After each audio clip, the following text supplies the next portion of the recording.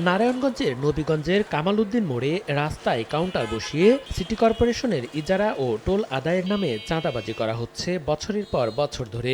স্থানীয় খেয়াঘাটের সিএনজি স্ট্যান্ডের ইজারার নামে 4টি স্পটে এমন কাউন্টার বসিয়ে চাঁদা নেওয়া হচ্ছে সিএনজি ও ব্যাটারি চালিত অটোরিকশা এবং মিশুক থেকে।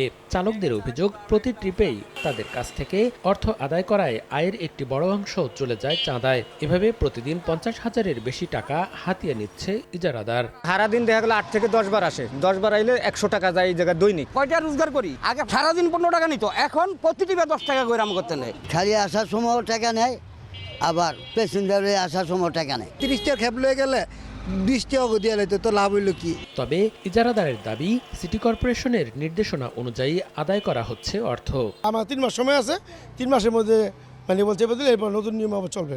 বিষয়টি জানার পর ওই এলাকা পরিদর্শন করেন বৈষম্য বিরোধী ছাত্র আন্দোলনের নেতাকর্মীরা। চাঁদাবাজি বন্ধ না হলে ব্যবস্থা নেওয়ার হুঁশিয়ারি সংগঠকদের।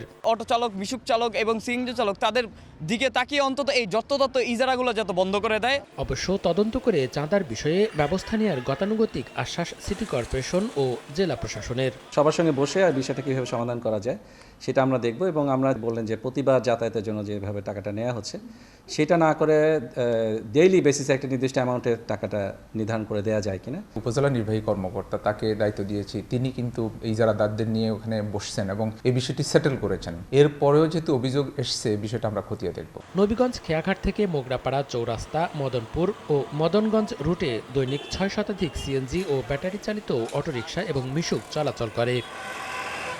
সময় সংবাদ, নারায়ণগঞ্জ।